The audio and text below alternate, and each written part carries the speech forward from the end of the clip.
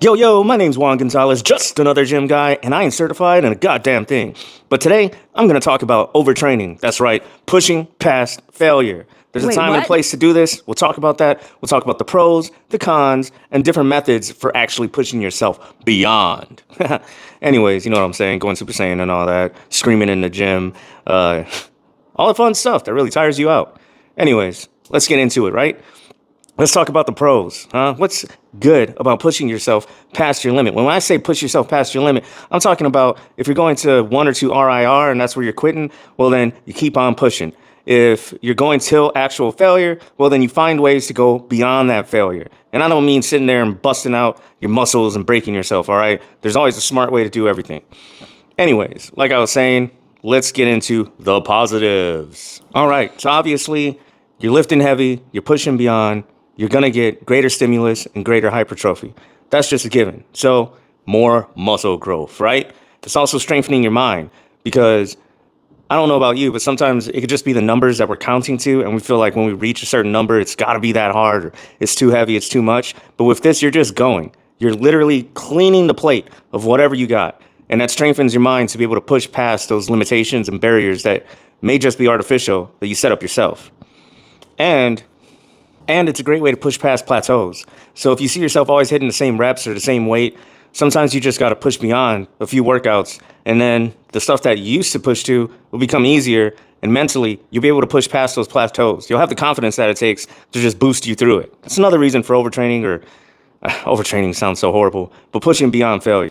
And of course, when you're doing this, it takes a lot of discipline to be able to tell your body to keep pushing, even when you feel like you're gassed out and there's nothing left in the tank. It builds mental discipline. It builds a sense of achievement. It helps lower stress. And since you're pushing and pushing and pushing continuously, you're going to be burning more calories because there's less rest. That's just a given. So that's my list of positives. I'm sure you guys could think of more, but sounds like a lot of positives. Let's talk about some of the negatives that come from overtraining and just pushing beyond failure.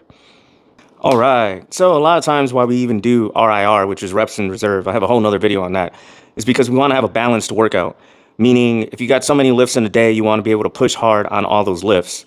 When you're pushing hard on one beyond failure, when you're grunting, when you're really just letting it out, well, that's expending extra energy. That's not necessarily getting you the same amount of muscle growth and hypertrophy back. I just listed a bunch of pros. So you are getting all that.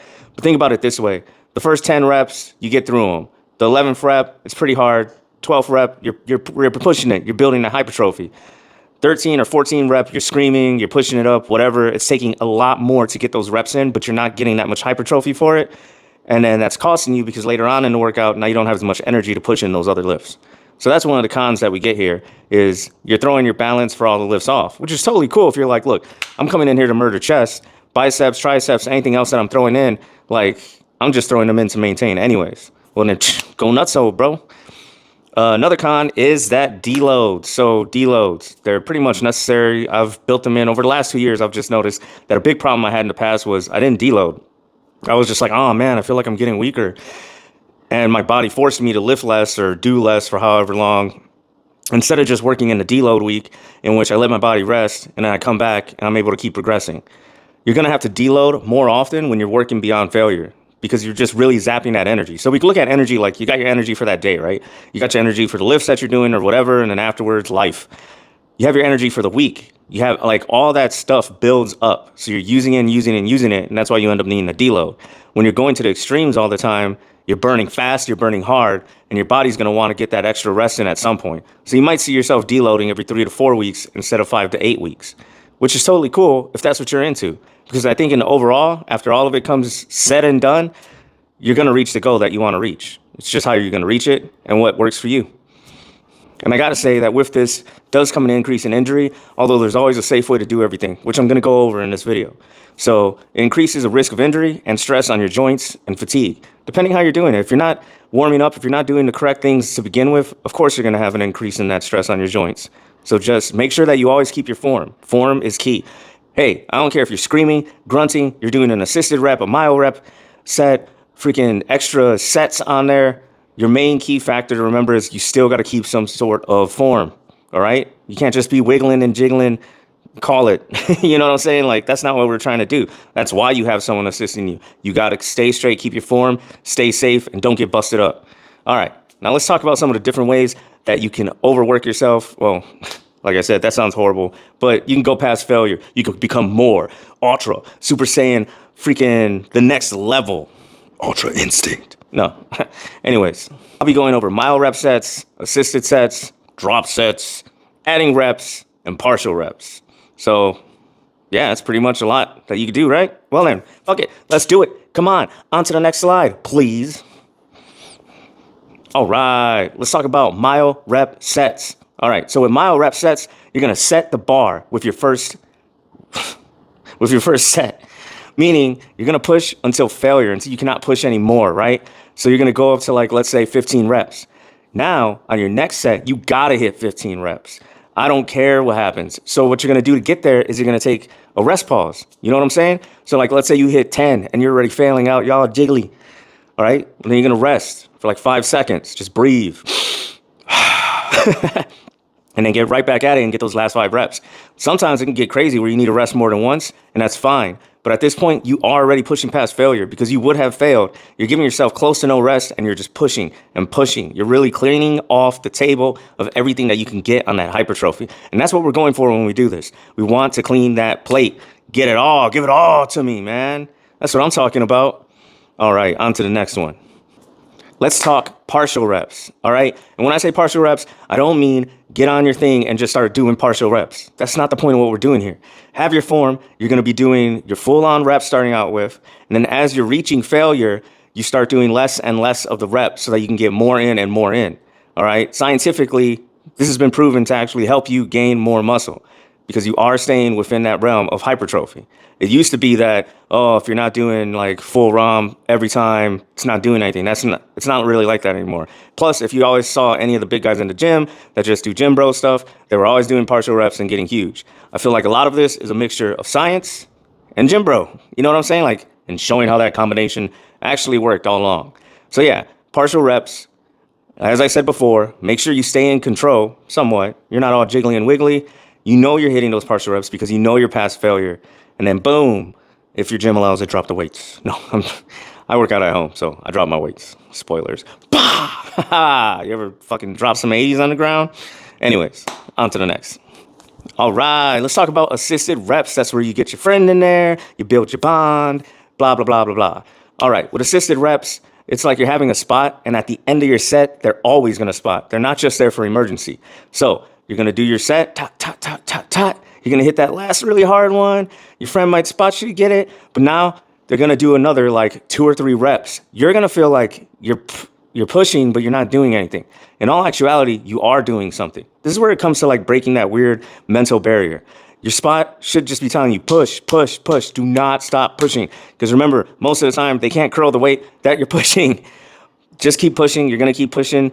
They're going to just gently add just enough for you to get the reps. You get like 3 more reps in. They'll be the best reps of your life. You are going to feel the endorphins flood. Trust me. This also helps, side note, this also helps with your spot just being able to spot you better. Meaning when some shit does go down, if some shit ever does go down, they'll know exactly how to step in and help you get that lift and get out safely. So I'm definitely a fan of assisted reps anytime. Man, you can actually even assist yourself. Let's say you're doing a 1-arm movement. I'm doing curls with 1 arm, right?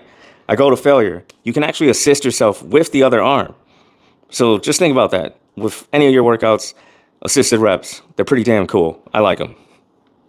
All right, let's talk about old school drop sets, them burners, baby. Man, in high school, we used to put a bunch of 5s on the bar and just be curling till you couldn't curl anymore. Drop them, curl till you couldn't curl, drop them, curl till you couldn't curl. That's a drop set. I was going to say essentially a drop set, but no, that was a drop set. We just didn't know to call it that at the time. So yeah, doing that with basically anything. So let's say I'm benching.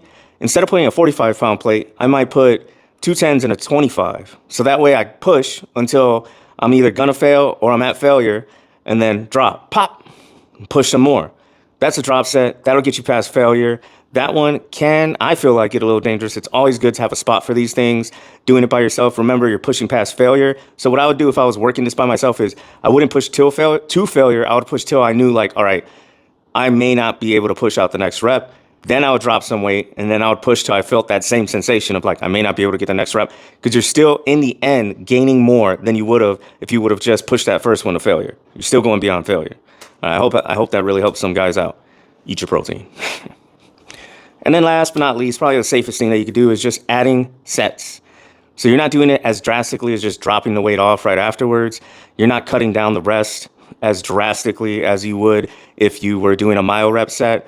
This is a pretty mild way to go about going past failure, but literally just adding sets. You feel like you can't do anymore, you take your rest and you do some more. You know what I'm saying? In a way, you're still going past failure. You might have a bunch of sets of the workouts that you're trying to really maximize of the lifts. So like we're doing chest, might have way more sets of chest than we do on anything else that day, but that's fine.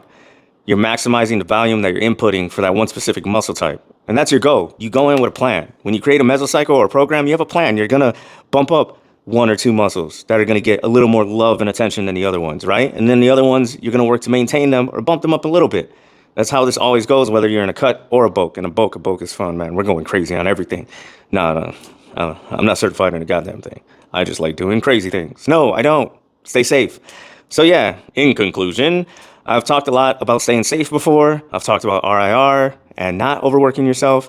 But as I mentioned, there is a time.